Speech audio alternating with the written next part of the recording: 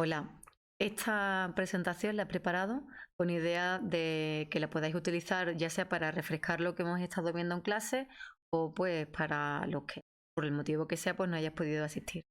Es una presentación que voy a intentar que sea corta y podáis verla dedicándole pues unos escasos minutos. En ella vamos a ver qué ocurre en Europa una vez que Napoleón Bonaparte pues, desaparece de la escena de la historia de Europa.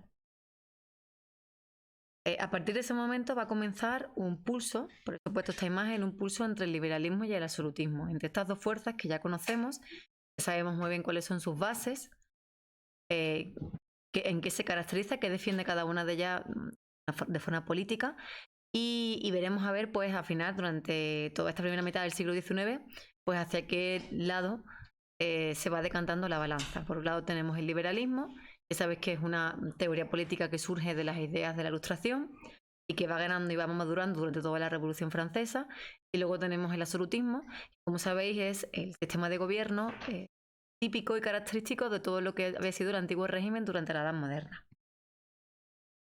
Una vez que Napoleón, a partir de 1815, desaparece del escenario político, pues se produce un encuentro entre las potencias absolutistas europeas, las potencias vencedoras, en el Congreso de Viena, que tiene lugar en 1815. Allí en el Congreso de Viena se reúnen, como digo, todas estas potencias absolutistas y establecen un par de alianzas. Este par de alianzas son, por un lado, la cuádruple alianza, en donde tienen presencia Austria, Rusia, Prusia y Reino Unido, y por otro lado, una alianza de corte militar que es la Santa Alianza, donde se repiten Austria, Rusia y Prusia y quedaría fuera Reino Unido en este caso. Con estas alianzas lo que se trata es de poder llevar a cabo un triple objetivo. Se proponen, por un lado, la restauración del absolutismo en Europa, hacer que toda la etapa de Napoleón pues quedase en el olvido. Para ello tenían que volver al sistema de gobierno, sistema económico y social que existía antes. Por otro lado, llevar a cabo la persecución de las ideas liberales. Cualquier lugar en Europa en el que se produciese algún tipo de conato, pues perseguirlo y pisarlo. Además de llevar a cabo la organización de la paz de Europa. Visto que tras las campañas napoleónicas, pues algunos territorios habían cambiado sus fronteras. Esta imagen que tenéis es una escultura que hay en la ciudad de Granada, dedicada a Mariana Pineda, que es una mártir del liberalismo. Ya hablaremos de ella en otra presentación. Este es el mapa de Europa una vez que se produce el Congreso de Viena. Aquí en este mapa, esto es un mapa muy famoso, donde podéis observar, pues bueno, igual ustedes no llegáis a esas conclusiones, pero yo la voy a ir destacando. Por ejemplo, veis que el Reino de los Países Bajos, pues ese es un territorio que se va a unificar, de forma que Bélgica y Holanda van a formar una única unidad política. Eso es un cambio de este momento. Luego podéis ver una línea roja que circunscribe lo que sería la Confederación Germánica. Ya veis que es una amalgama de territorios, son territorios distintos que forman parte de ellos forman el Reino de Prusia, luego otros muchos pues forman parte del Imperio de Austria. Veis que es un conglomerado de distintos estados y conforman esta Confederación Germánica, sustituyendo al Sacro Imperio Romano Germánico, que era una organización política que venía desde la Edad Media. Y luego también fijaros un poco en la zona del Imperio Turco. Ya veis ahí todo lo que es la península balcánica que sube bueno, al Imperio de Austria, y toda esa zona ahora mismo todavía pertenecía al Imperio Turco, pero vamos a ver cómo dentro de muy poco todo eso, pues parte de eso va a quedar liberada de la influencia turca. Bueno, pues esa es la intención que tienen estas potencias absolutistas: restaurar de nuevo el absolutismo y perseguir cualquier tipo de posible revolución liberal similar a la francesa. Sin embargo, estas ideas liberales ya habían penetrado en una buena parte de la sociedad europea, fundamentalmente en la burguesía, como ya sabéis y hemos dicho muchas veces en clase, y esto va a provocar una serie de oleadas revolucionarias. Aquí tenéis la primera. Esta oleada revolucionaria se produce 5 años más tarde, después del Congreso de Viena, o sea, relativamente rápido. Y va a tener como zona de máxima importancia toda el área mediterránea. Veis que hay unas manchas rojas en Portugal, también en España, hay otra en el norte de Italia, en el sur de Italia, en Grecia. Bueno, pues esos son los escenarios más importantes de esta primera oleada revolucionaria. Ya sabéis que nosotros donde nos vamos a parar más va a ser lo que nos coge más cerca, más cercana, que es la Revolución del 20 en España, que luego la veremos de una forma más detenida en una presentación que también que prepararos.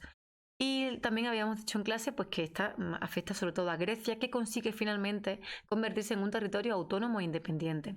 Sin embargo, aunque recibe el apoyo de las potencias absolutistas y esa primera oleada es de corte liberal, lo que acaba imponiéndose es una monarquía de tipo autoritaria, en la figura de Otón I.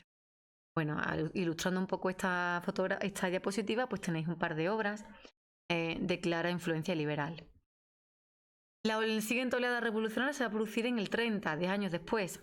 Esta oleada revolucionaria se va a producir en otros lugares de Europa. Veis que se produce en Francia, con un cambio de dinastía, también se produce en los Países Bajos, vamos a ver ahora qué ocurre en esa zona, y luego pues también en Polonia. Vamos por orden, si os parece, en Francia. Ya sabéis que había sido el escenario de la Revolución Francesa. Se trata de instaurar una nueva monarquía en la figura de Carlos X, una monarquía que era una monarquía pues, más autoritaria de lo que el pueblo francés en estos momentos deseaba, y eso va a dar lugar a un cambio en la destitución de Carlos X y la llegada al trono de Luis Felipe de Orleans, con una monarquía de corte liberal. Sin embargo, esta monarquía, pues conforme vaya avanzando y evolucionando, pues acabará también siendo una monarquía de corte más conservador. Luego, en los Países Bajos ya habíamos comentado anteriormente que en el Concilio de Viena se habían unificado Bélgica y Holanda. Bueno, pues ahora se separarán. Tenían diferencias religiosas importantes, ya que Holanda era calvinista y Bélgica era católica, y finalmente pues deciden separarse. El caso de Polonia pues también es importante destacarlo. Polonia estaba bajo la órbita del Imperio ruso, va a tratar de independizarse de los rusos, pero no va a tener apoyo por parte del resto de potencias europeas, y finalmente pues Polonia continuará siendo un territorio dependiente del Imperio ruso. Veis como en ese mapa ya sí aparece la mancha verde de Grecia, independiente del resto del Imperio turco. Las imágenes que acompañan la diapositiva son imágenes de la barricada, porque si recordáis en clase se habló de que el sistema de lucha social, además muy vinculado al contexto urbano, pues va a tomar mucho más peso ahora, en la década del 30 del siglo XIX. La barricada no era nueva, la barricada ya existía de antes, pero ahora se va a poner, pues digamos, más de moda. Ahí tenéis un grabado del siglo XIX, veis que las barricadas se hacían pues con sacos de arena, se hacían con carros de madera o con ciertos enseres que podían aparecer viejos, con lo que había en el momento. También toneles de vino, mientras que vemos una imagen de una barricada de los disturbios que hubo en Barcelona hace un par de años, y veis que actualmente lo que se utiliza es el mobiliario urbano, pues veladores de bares, contenedores, papeleras, incluso a veces los propios autobuses, paradas de autobuses, cualquier elemento urbano que pueda servir para hacer esta línea, como digo, de defensa y de ataque. Avanzamos y ya vamos a ver la última oleada revolucionaria, que es la oleada del 48. La tenemos aquí, la última. Veis que además esta tiene un mayor protagonismo en todo lo que es el centro de Europa, también en Italia. En Francia vuelve a ser el escenario principal, toda la zona de Rusia, Italia. Aquí hace su irrupción una nueva ideología que va a ser el nacionalismo, y de hecho va a iniciarse el proceso de unificación de dos países que no existían, tal y como los conocemos hoy, como es el caso de Alemania o de Italia. Bueno, también tenéis un par de ilustraciones para acompañar esta diapositiva. Y quizás lo más destacado de esta última oleada revolucionaria es que se produce ya la separación definitiva entre burguesía y proletariado. Vamos a ver que hace su irrupción el proletariado como clase social, empieza a ser consciente de que sus necesidades no son las de la burguesía. A partir de aquí despuntará el movimiento obrero, y además también se produce ya el fin de la aristocracia como alta nobleza, que había sido protagonista de todo el antiguo régimen y ahora ya pues desaparece. Y por tanto, pues en esta segunda mitad del siglo XIX ya el liberalismo ha triunfado, primera mitad. El antiguo régimen ya se ha desmantelado por completo, y iremos viendo pues, qué ocurre en la segunda mitad del siglo XIX en Europa. Sí me gustaría que empezáramos a reflexionar, ya os digo, pongo aquí, ¿no? Para debatir a la hora de comer. Bueno, me gustaría que empezarais a pensar en qué es el nacionalismo para ustedes, qué entendéis por nacionalismo. Porque tanto el nacionalismo como el movimiento obrero van a ser pues dos ideologías, digamos, dos movimientos importantes para todo lo que es la segunda mitad del siglo XIX. Con esta última información me despido. Hasta el próximo capítulo.